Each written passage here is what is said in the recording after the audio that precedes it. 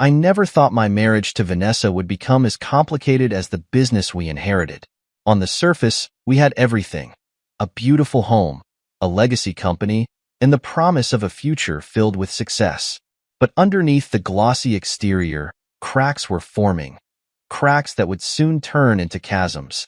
Vanessa and I met in college. She was magnetic, the kind of person who could command a room with her laugh and charm her way out of any situation. I was quieter, more focused on academics and preparing for life after graduation. When my father passed away, leaving Morrison Enterprises, a struggling logistics company, in our hands, I thought we'd approach it as a team. But from the beginning, it was clear that Vanessa had other priorities. The company was in bad shape when we took over. Morrison Enterprises had been my father's pride and joy, but years of outdated practices and mismanagement had left it teetering on the edge of collapse. I dove in headfirst, determined to honor his legacy and bring the business back from the brink. Vanessa, on the other hand, treated the company more like a background accessory to her social life. While I spent sleepless nights poring over financial reports and drafting turnaround strategies, she attended galas, hosted extravagant dinners, and seemed more interested in networking with influencers than understanding profit margins. Her mother, Margot, only fueled the fire. A woman of old money and sharp words, Margot never missed an opportunity to remind me that Vanessa had married down, and that the Morrison family legacy was lucky to have her touch. "Don't work too hard, Alex," Margot would say with a sly smile during her frequent visits to the office. "You wouldn't want to burn yourself out while Vanessa keeps the real spotlight shining." The spotlight.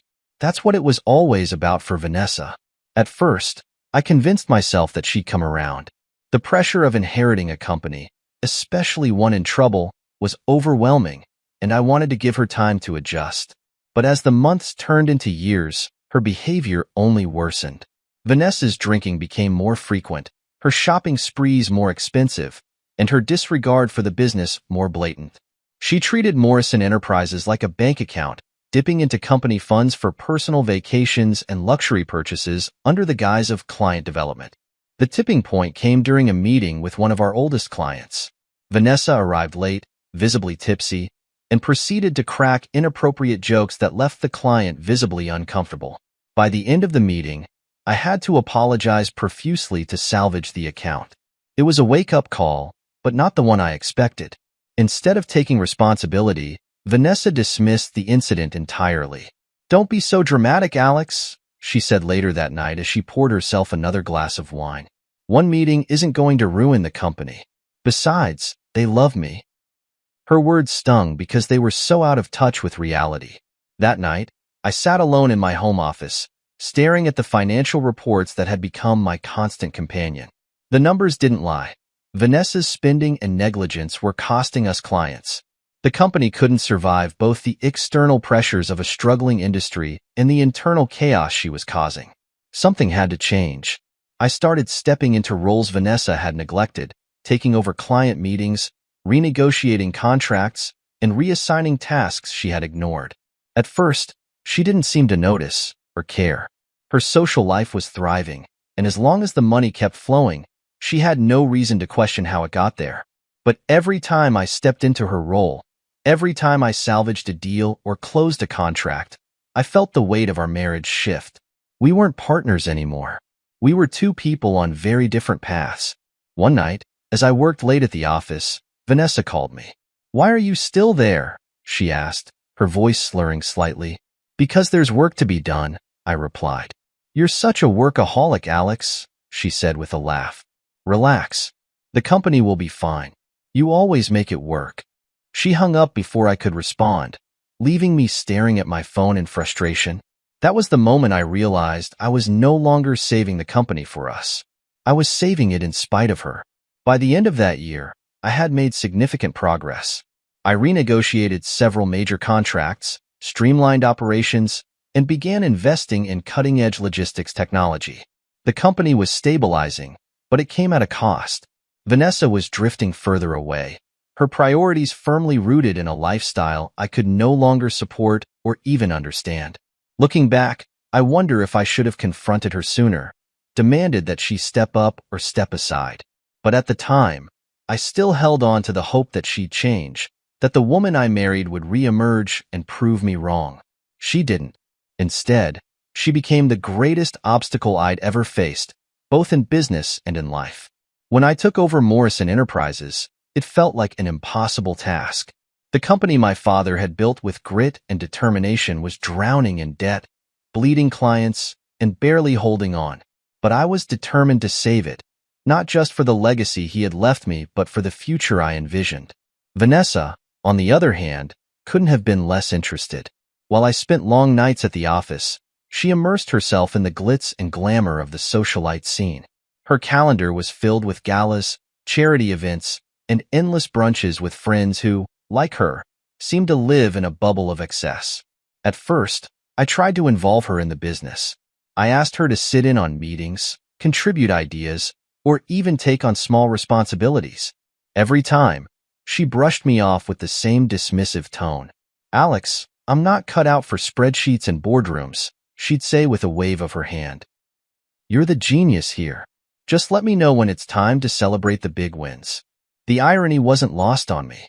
She wanted the rewards without the work, the recognition without the effort. While Vanessa partied, I threw myself into saving the company.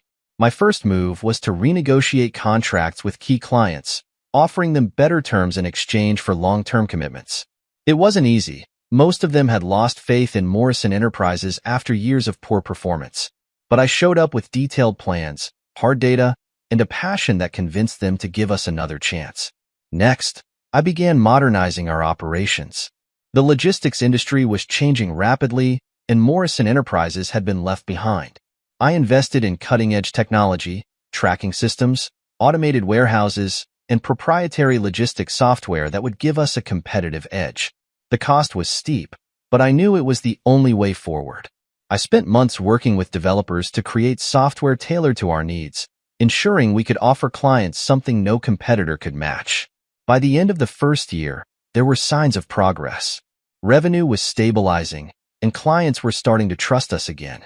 But it came at a personal cost. I rarely saw Vanessa anymore, and when I did, the distance between us was palpable.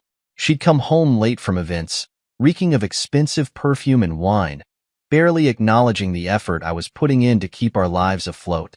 "You're always working," she said one night as she poured herself another glass of champagne. "You're missing all the fun." I wanted to tell her that the only reason she could enjoy the fun was because of my work, but I held my tongue. It wasn't worth the fight. The years that followed were a blur of growth and sacrifice. Morrison Enterprises transformed into a powerhouse, going from the brink of bankruptcy to a $100 million logistics giant. I built relationships with every major client, ensuring their loyalty was tied to me, not just the company name. I patented our proprietary software, locking down the technology that had become the backbone of our success. Every decision I made was strategic, designed to secure the company's future and my own. Vanessa remained oblivious to the extent of my efforts. Her social calendar grew even busier, her spending even more extravagant. She treated the company's success as a given, as though it had been handed to her on a silver platter. Whenever we attended events together, she'd introduce herself as the co-owner of Morrison Enterprises, basking in the admiration of others. But behind closed doors, she had no idea how the company actually operated. "Alex, you're amazing," she'd say, patting my shoulder like I was an employee who had done a good job. "Keep it up. You're making us look good." Us. The word stung every time. There was no us in the work I was doing, no partnership in the sacrifices I made. By the time we hit the 10-year mark, Morrison Enterprises was unrecognizable.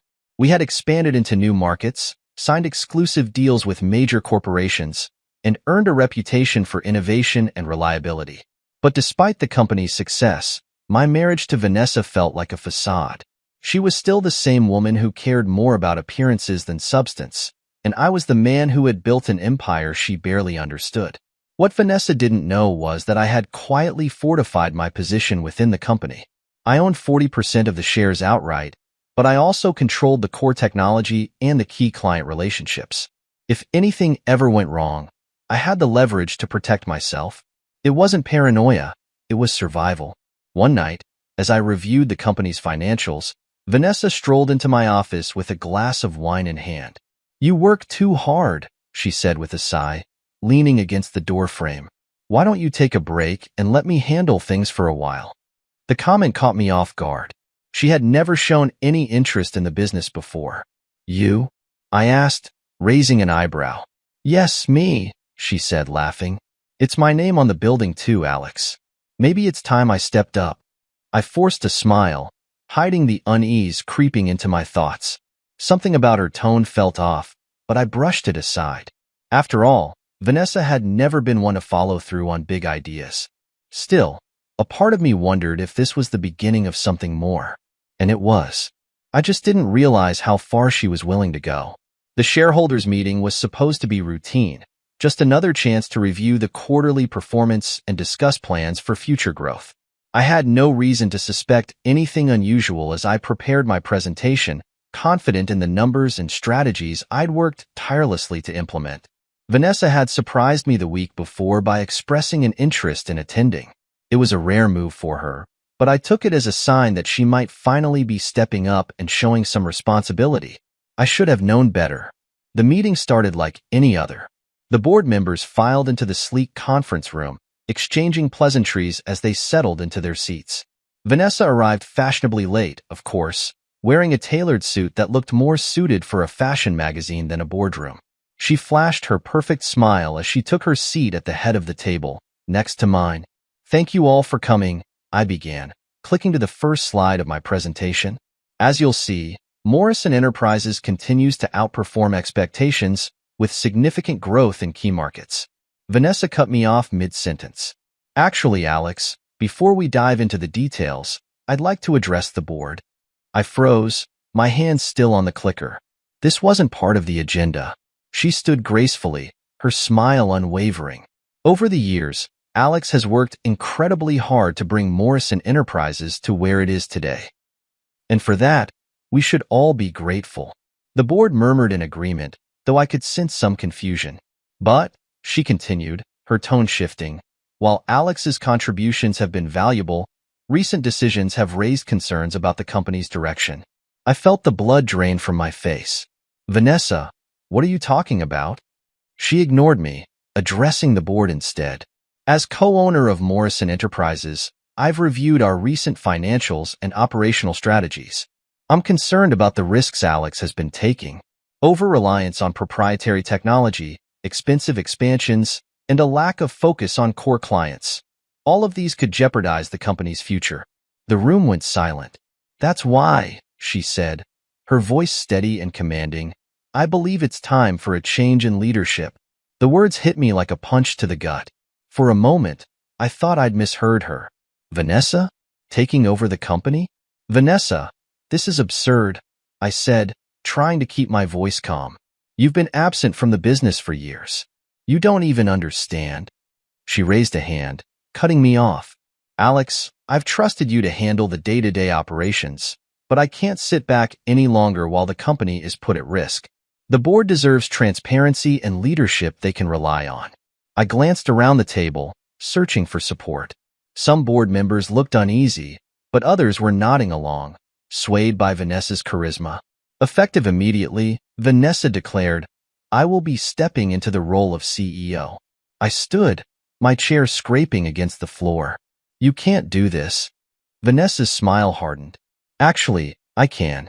As co-owner, and with the backing of a majority of the shareholders, I'm fully within my rights to take this step." She gestured to the security personnel waiting by the door. "Gentlemen, please escort Mr. Morrison out of the building."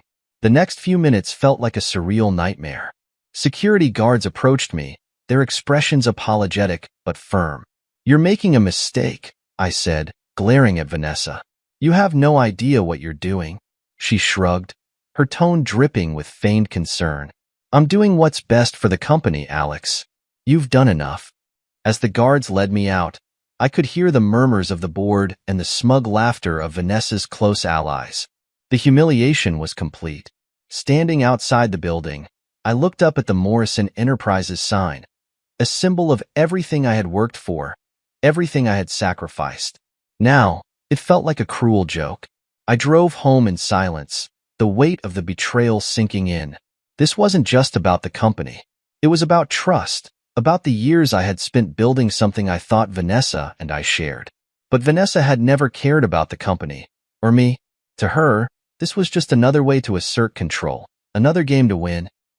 That night, I sat in my office, staring at the meticulously organized files and documents I had collected over the years. Vanessa thought she had one, but she didn't understand the full picture.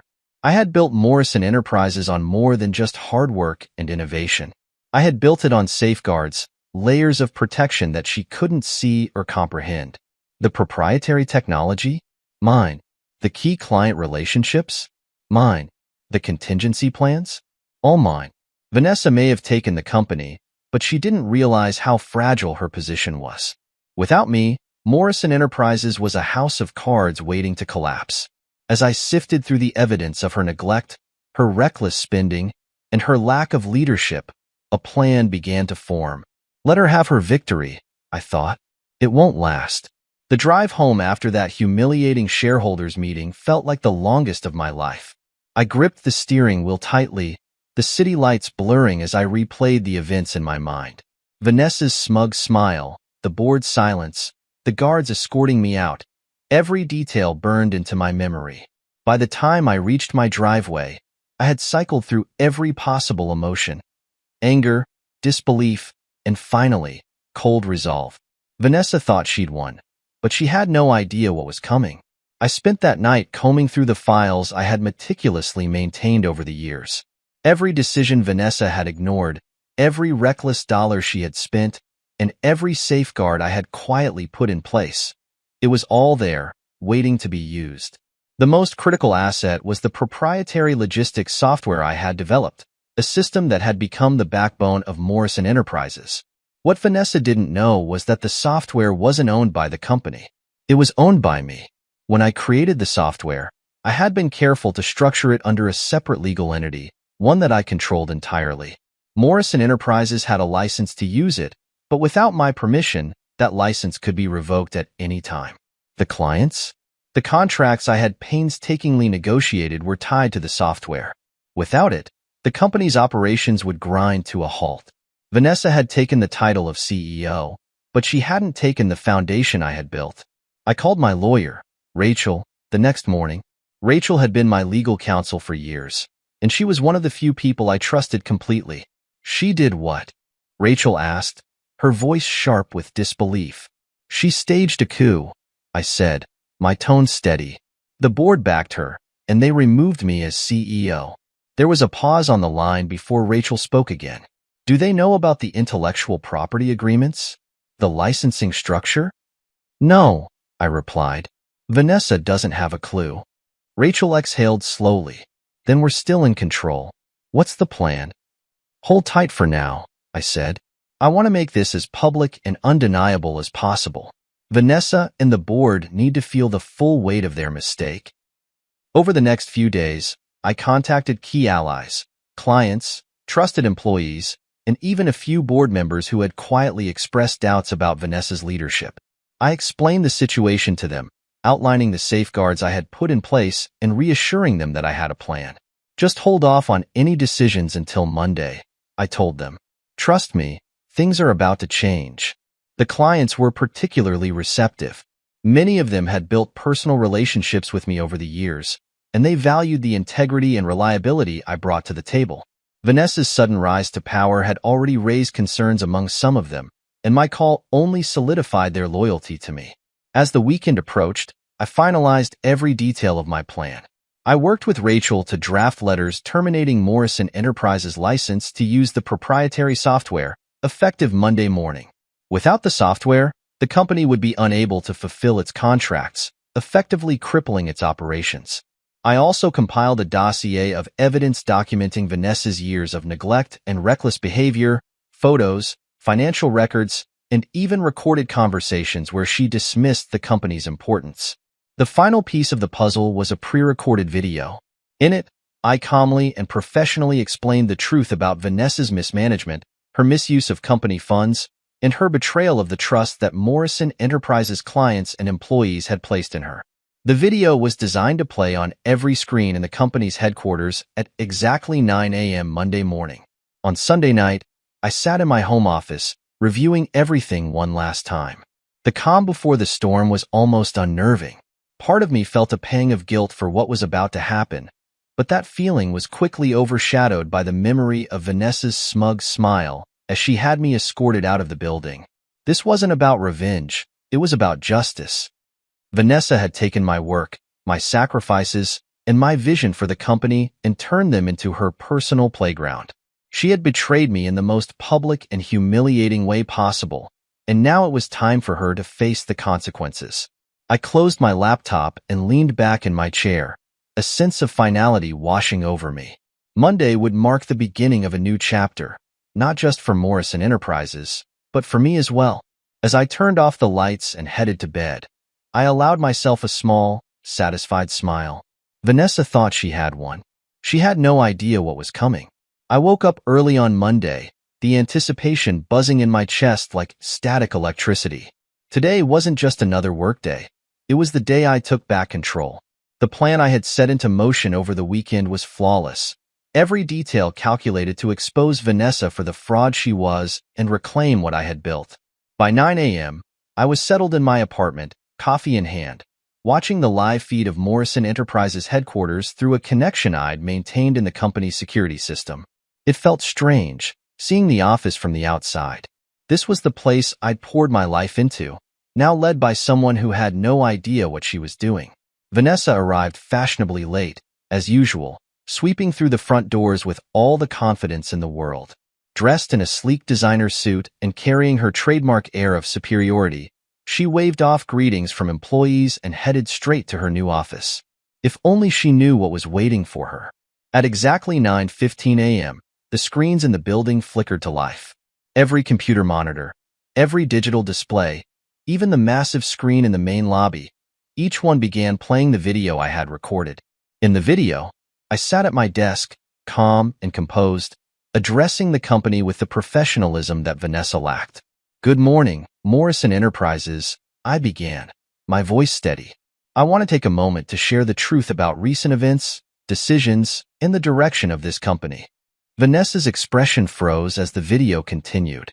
I watched her through the security feed as she stood in her office, her face turning pale. I outlined everything. The years of reckless spending, the mismanagement, and Vanessa's complete lack of involvement in the company's operations. "While I've worked tirelessly to build this company into the success it is today," I said in the video, "others have treated it as a personal piggy bank. The evidence speaks for itself." The footage shifted to damning visuals, security camera clips of Vanessa approving lavish personal expenses on the company's dime, bank records showing questionable transactions, and even a recording of her drunkenly dismissing the importance of key clients at a party. The office erupted into chaos.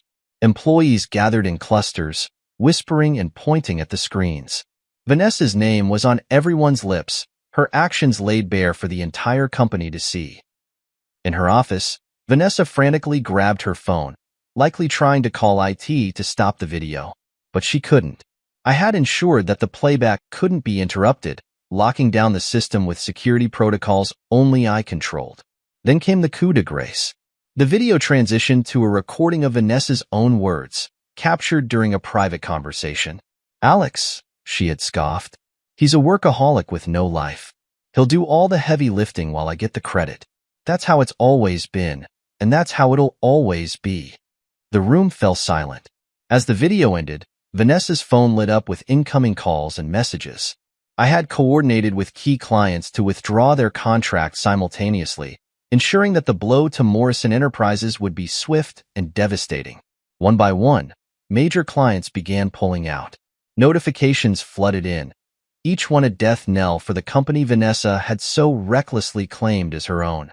To make matters worse, the SEC had been alerted to her financial mismanagement, and I had sent them all the necessary documentation. Vanessa's phone buzzed incessantly with calls from regulators, lawyers, and board members demanding answers. The live feed showed the ripple effect throughout the office. Employees were panicking, unsure of what this meant for their jobs. Board members were being summoned to an emergency meeting, their confidence in Vanessa shattered. As for Vanessa, she was unraveling. She stormed out of her office, shouting orders at the IT team and demanding to know how this had happened. But there was nothing they could do. The damage was done. By midday, the company was in disarray. Stock prices had plummeted, clients were gone, and Vanessa was left scrambling to salvage what was left. Back in my apartment, I leaned back in my chair, watching it all unfold. This wasn't about revenge, it was about justice. Vanessa had humiliated me, betrayed me, and tried to erase everything I had built. Today, she learned the cost of underestimating me. As the chaos continued, I received a text from Rachel, my lawyer. Everything's in motion. The IP licensing agreements have been terminated, and the clients are fully on board with Morrison Logistics Solutions. You've got this. I smiled, feeling a sense of satisfaction I hadn't felt in years. That afternoon, I turned off the live feed. There was no need to watch any longer. The storm I had unleashed would take its course, and Vanessa would have to deal with the fallout. For the first time since that disastrous shareholders meeting, I felt free. Vanessa thought she had taken everything from me, but she was wrong. I still had my expertise, my vision, and the respect of those who mattered. And with Morrison Logistics Solutions, I had already secured my future. Vanessa could keep the title of CEO. It wouldn't mean much when the company she claimed to lead was nothing more than an empty shell. The fallout from Monday morning was swift and unforgiving. Morrison Enterprises, the once thriving logistics powerhouse I had rebuilt, was now in free fall. The events I had set into motion worked like a perfectly synchronized clock, dismantling the fragile empire Vanessa had so arrogantly claimed as her own. By mid-morning, the board of directors had called an emergency meeting. I wasn't in the room, but I didn't need to be. Rachel, my lawyer, had already ensured that key documents, detailing Vanessa's financial mismanagement, her lavish personal expenses, and the termination of the company's critical intellectual property licenses, were delivered directly to every board member's inbox. Inside the meeting, the tension was palpable. The board members were furious, blindsided by the revelation that Vanessa had driven Morrison Enterprises to the brink of disaster. "She's been bleeding the company dry," one director reportedly shouted. "How did we let this happen?" The answers were clear. They'd been seduced by Vanessa's charm, her confidence, and the image she projected. But now, with the truth laid bare, there was no room for excuses. Outside the boardroom, the office was in chaos. Employees whispered anxiously in the hallways, unsure if they'd still have jobs by the end of the week. Some were already sending out resumes, sensing that Morrison Enterprises' days were numbered. Meanwhile, Vanessa was scrambling to maintain control. She spent the morning making frantic calls to clients, begging them to reconsider their decision to withdraw their contracts. But her pleas fell on deaf ears. "I'm sorry, Vanessa," one client reportedly told her. "We've already signed with Morrison Logistics Solutions. Alex assured us that his team has the resources and expertise to handle our needs. It's nothing personal, it's business." Nothing personal. The phrase was a bitter pill for Vanessa to swallow. By midday, Vanessa's confidence had crumbled. She stormed into the IT department, demanding to know why she had been locked out of the company's systems. "This is my company," she shouted. "How is this even possible?" The IT manager, a seasoned employee who had worked closely with me for years, calmly explained that the proprietary software, Morrison Enterprises' most critical asset, was no longer licensed to the company. "What do you mean, no longer licensed?" Vanessa hissed, her voice shaking. "The software belongs to Alex," the manager replied. "Without his approval, we can't legally use it." Vanessa's face turned ashen. She had no idea how integral the software was to the company's operations, nor did she understand the extent to which I had safeguarded my work. The stock market quickly responded to the chaos. News of the company's client exodus and loss of key technology spread like wildfire, sending Morrison Enterprises' stock price into a nosedive. Investors panicked, selling off shares at an alarming rate. By the afternoon, financial news outlets were running headlines like, "Morrison Enterprises faces collapse after CEO's mismanagement exposed." Vanessa Morrison's lavish spending scandal rocks logistics giant. Vanessa had always enjoyed the spotlight, but not like this. As the day progressed, Rachel kept me updated on the developments. The board is furious, she told me over the phone. They're holding Vanessa personally accountable for the mess. It's only a matter of time before they remove her as CEO. That's not my concern anymore, I replied calmly. Rachel chuckled. Still, it must feel good to see her finally face the consequences. It did. But more than that, it felt satisfying to know that I had protected myself, my work, and my future from Vanessa's recklessness. By the end of the day, Vanessa's regime had effectively collapsed. The board voted to strip her of her title as CEO, citing gross negligence and financial misconduct. She was in tears. One of my contacts within the company told me. She begged them to reconsider, but they wouldn't budge. The damage was too great. Vanessa was escorted out of the building, much like I had been weeks earlier. But unlike me, she had no plan, no allies, and no way to recover. That evening, as I sat in my apartment reviewing the day's events, I felt an overwhelming sense of closure. Vanessa had underestimated me at every turn, believing that charm and manipulation were enough to secure her position. But in the end, her lack of vision, leadership, and respect for the company, and for me, had been her downfall. Morrison Enterprises was a shell of its former self, but Morrison Logistics Solutions was thriving. The clients who had left Vanessa's sinking ship had signed on with me, bringing their contracts and their trust to my new company. The irony wasn't lost on me. Vanessa had tried to take everything from me, but in doing so, she had only destroyed herself. Before going to bed that night, I received an email from Rachel. Subject: Congratulations, Alex. It's official. Vanessa has been removed as CEO, and Morrison Enterprises is filing for bankruptcy. You've won. Cheers. Rachel. I stared at the screen for a moment, a small smile tugging at the corners of my mouth. It wasn't about winning, it was about justice. Vanessa had played her game, and she had lost. The morning after Vanessa's removal as CEO, the news was everywhere.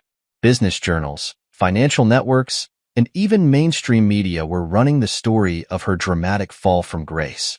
Vanessa Morrison ousted amid mismanagement scandal. Logistics giant crumbles as CEO's lavish lifestyle exposed. Morrison Enterprises files for bankruptcy following leadership shakeup. Her name was now synonymous with failure and hubris, a far cry from the glamorous socialite image she had spent years cultivating. I watched the coverage with a sense of detachment. This wasn't about gloating or reveling in her misery. It was about vindication. For years, Vanessa had dismissed my efforts, taken credit for my success, and treated the company as her personal playground. Now, the world finally saw her for who she really was. I learned from Rachel that Vanessa was scrambling to salvage what little remained of her reputation. She had reached out to former allies, trying to rally support, but no one wanted to associate with her anymore. She's toxic now, Rachel said during a call. The board wants nothing to do with her, and even her social circle is keeping their distance. No one wants to be tied to a sinking ship. Vanessa's personal life was unraveling just as quickly as her professional one. Her lavish spending habits had left her with little savings, and without the income from Morrison Enterprises, she was struggling to maintain her lifestyle. Mutual acquaintances told me she had been forced to sell her designer wardrobe, cancel her country club membership, and move out of her luxury condo.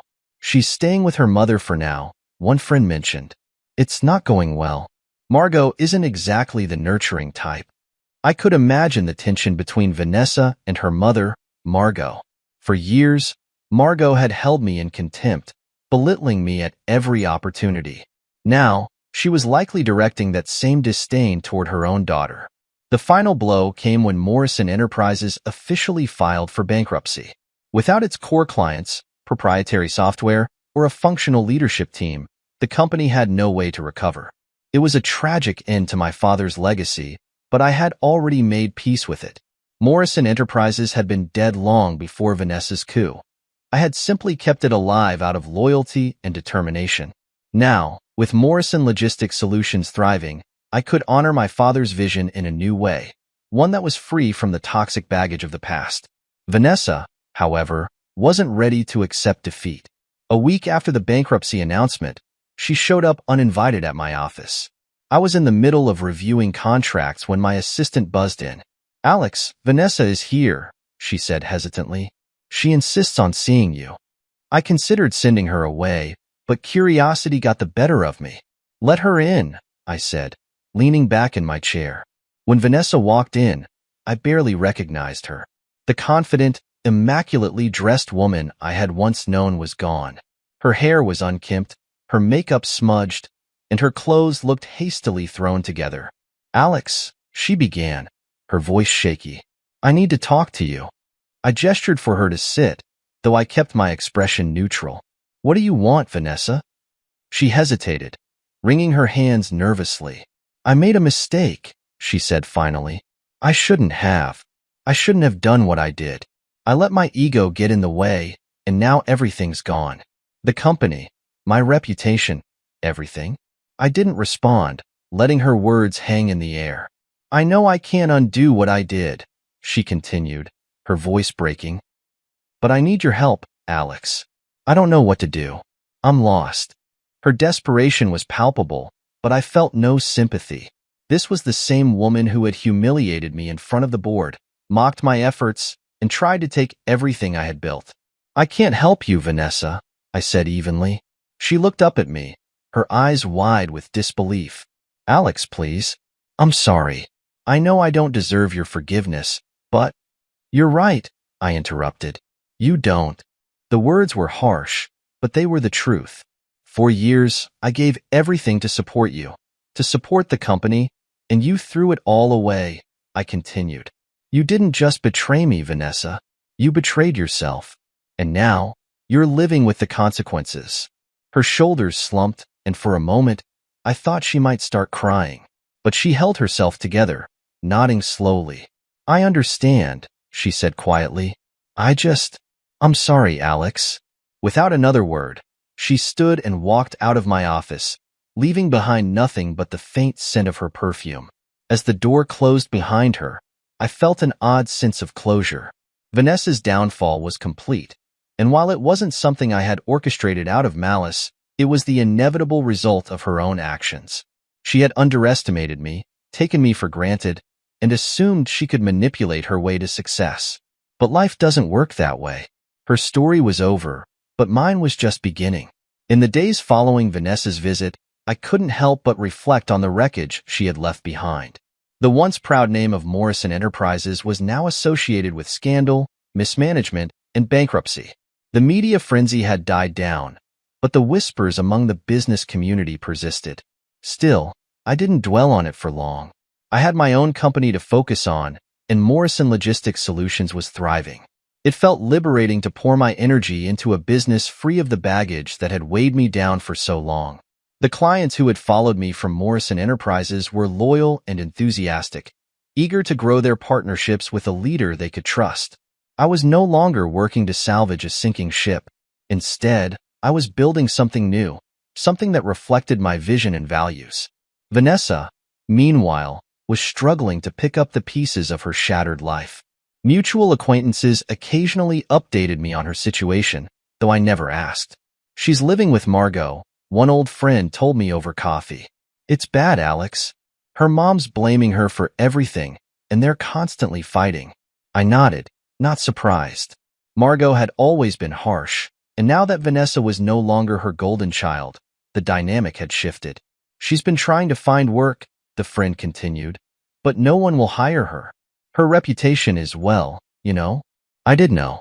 Vanessa's fall from grace had been so public that it was impossible for her to escape it. One afternoon, I received another letter from Vanessa. Unlike her previous email, this one was handwritten, the ink slightly smudged as if she had hesitated while writing. Alex, I don't expect you to respond to this, but I need to say it anyway. I'm sorry for everything, for the way I treated you, for the choices I made, and for the pain I caused. You were right about me. I let my ego and my need for validation ruin the best thing I ever had. I don't know if I'll ever forgive myself for what I did, but I hope that one day you can find it in your heart to forgive me. I wish you nothing but happiness and success. You deserve it. Vanessa, ***. I read the letter twice, then folded it neatly and placed it in the same drawer as the others. Forgiveness was a complex thing, But it wasn't something I was ready to give yet. Not fully. Instead, I focused on moving forward. My days were filled with purpose, my nights peaceful and free of the tension that had defined my life with Vanessa. I began investing in myself in ways I hadn't for years. I took up new hobbies, rock climbing, photography, and even cooking. I reconnected with old friends, repairing relationships that had frayed under the strain of my marriage. And most importantly, I found joy in the simple things. One day, while reviewing expansion plans for Morrison Logistics Solutions, my assistant knocked on my office door. "Alex," she said, "there's someone here to see you." "Rachel." I smiled, standing to greet her. Rachel had been more than just a lawyer during the ordeal with Vanessa. She had been a trusted ally and a friend. "I wanted to drop these off," Rachel said, holding a folder. "The final paperwork for the intellectual property agreements. Everything is officially yours, free and clear." "Thanks, Rachel," I said, taking the folder. "You've been incredible through all of this." She shrugged, a small smile on her face. "It's nice to see you on the other side of it. You've built something amazing, Alex. You should be proud." "I am," I replied, and I meant it. By the end of the day, I found myself reflecting on the journey that had brought me here. The betrayal, the heartbreak, the collapse of everything I thought I had built. It had all been painful, but it had also been transformative. Vanessa's downfall was a lesson in what happens when ego and entitlement overshadow gratitude and respect. But for me, it was an opportunity to rise, to rebuild, and to rediscover who I was. That evening, I sat on my balcony. The city skyline stretched out before me. The air was cool, the lights twinkling like stars, and for the first time in years, I felt completely at peace. Vanessa might have been trying to pick up the pieces of her life, but I had already moved on. This was in the months following Vanessa's downfall. My life took on a rhythm that I hadn't experienced in years. Gone were the constant battles, the late-night arguments, and the ever-present tension of trying to salvage a broken relationship while running a business. For the first time, I was free to focus solely on my vision for Morrison Logistics Solutions, and it was paying off in ways I couldn't have imagined. The company thrived. What started as a modest operation to ensure I didn't lose my livelihood had quickly evolved into an industry powerhouse. The cutting-edge logistics software I had developed continued to attract new clients, and the loyal relationships I had built over the years kept them coming back. Our reputation for innovation and reliability spread quickly. Within months, we had doubled our client base, expanded into international markets, and secured exclusive contracts with major corporations. What surprised me most was the recognition. Business magazines and online publications began taking notice of our success, running features on Morrison Logistics Solutions and its rapid rise. From betrayal to billion-dollar enterprise, how Alex Morrison redefined logistics, the innovator behind Morrison Logistics Solutions. Each headline was a reminder of how far I had come, and I accepted the attention with a quiet sense of pride. Despite the growing spotlight, I kept my focus on the work. Late nights in the office were no longer a burden. They were an opportunity to push boundaries and explore new ideas. One of my proudest moments came when we unveiled a new AI-driven logistics platform that revolutionized how companies managed supply chains. It was the culmination of years of hard work, and it positioned Morrison Logistics Solutions as a leader in the industry. But success wasn't just about the technology or the contracts. It was about the culture I had built within the company. Unlike Morrison Enterprises, which had been plagued by dysfunction and mismanagement under Vanessa, my team thrived on collaboration and respect. Employees were valued, clients were prioritized, and every decision was made with integrity. It was the kind of workplace I had always envisioned, and seeing it come to life was deeply fulfilling. As the company grew, so did my personal life. I began attending networking events and conferences, not out of obligation, but because I genuinely enjoyed connecting with others. At one such event, I was invited to speak on a panel about overcoming challenges in business. The room was packed, and as I shared my story, I realized just how far I had come. I spoke about resilience, the importance of staying true to your vision, and how betrayal, while painful, can serve as a catalyst for growth. The audience's response was overwhelming. After the panel, people approached me with words of encouragement, sharing how my journey had inspired them to tackle their own challenges. One woman, a young entrepreneur, said, "Hearing your story gave me hope.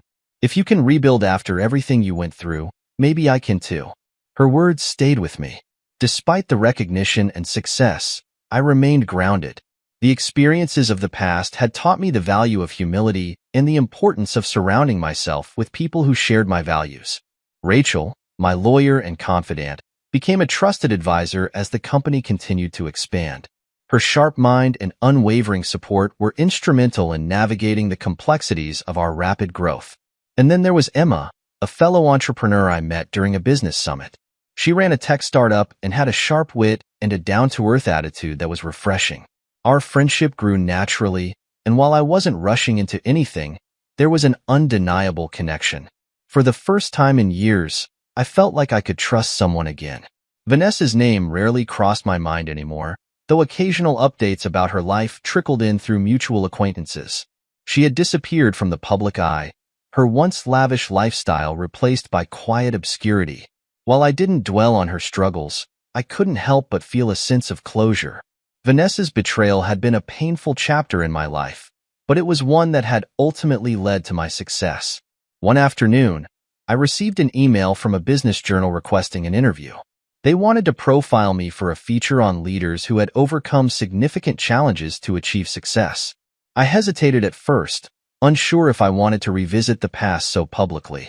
But after some thought, I agreed. During the interview, the journalist asked, "What was the turning point for you, Alex? How did you go from being ousted from your own company to building an industry leader?" I paused, choosing my words carefully. "The turning point wasn't a single moment," I said. "It was a series of choices. Choosing to value myself, to focus on what I could control, and to never let someone else's actions define my worth. Betrayal is painful, but it can also be a powerful motivator. It taught me what truly matters: integrity, resilience, and staying true to your vision." The journalist nodded, clearly moved by my words. When the article was published, the response was overwhelming. Messages poured in from people who had read the piece, sharing their own stories of struggle and triumph. It was a reminder that while betrayal can break you, it can also shape you into someone stronger. As I sat in my office that evening, watching the sun set over the city, I felt an overwhelming sense of gratitude. The journey hadn't been easy, but it had been worth it. Vanessa's betrayal had pushed me to the edge, but it had also propelled me forward. And now, as I looked at the thriving company I had built, the supportive people in my life, and the endless possibilities ahead, I knew one thing for certain: the best was yet to come. My new chapter, and I intended to make the most of it. The morning began like many others. The sun rose over the city skyline, bathing my sleek office in warm light.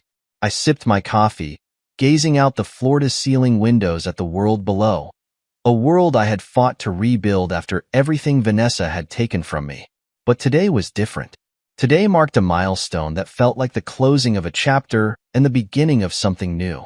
I was set to speak at a prestigious business conference later that afternoon, one that brought together some of the brightest minds in the industry. The invitation had come months ago, and at the time, I wasn't sure I wanted to accept. Public speaking had never been my favorite thing, and the idea of standing on stage, recounting the most painful period of my life, wasn't exactly appealing. But as the months passed, I realized this wasn't just about my story. It was about showing others that resilience, determination, and careful planning could turn even the darkest moments into stepping stones for success. By early afternoon, I arrived at the conference venue. The auditorium was massive, with rows of seats stretching as far as the eye could see. Attendees filed in, chatting excitedly as they waited for the next speaker. As I was introduced, the applause was polite but curious. Many in the audience knew my story. The headlines about Vanessa's downfall and Morrison Enterprises' collapse had been hard to miss. But they didn't know everything. I stepped onto the stage, the spotlight warm against my skin, and took a deep breath. "Good afternoon," I began, my voice steady. "My name is Alex Morrison, and I'd like to share a story with you. It's not just about business. It's about betrayal, resilience, and the choices we make when life throws us challenges we never expected." For the next 30 minutes, I recounted the journey from my early days at Morrison Enterprises to the betrayal that changed everything. I spoke candidly about the pain of being ousted from my own company, the sacrifices I had made, and the hard decisions that ultimately led to my success. But I also emphasized the lessons I had learned along the way. Betrayal can break you, I said, scanning the audience, but it can also shape you. It forces you to reassess your priorities, to focus on what truly matters, and to build something stronger than what was taken from you. I ended with a message of hope.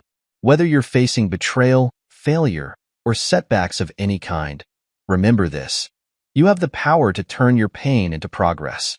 It won't be easy, but it will be worth it. The applause was thunderous.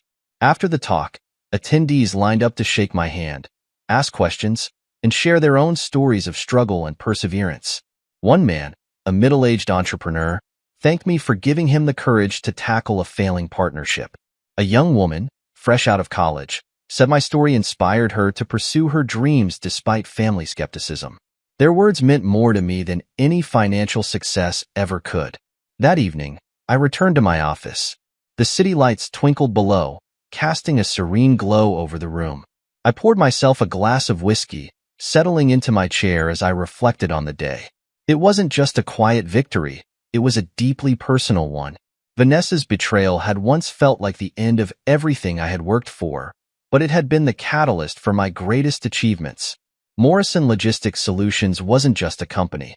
It was a testament to my resilience, my ingenuity, and my refusal to let someone else define my worth.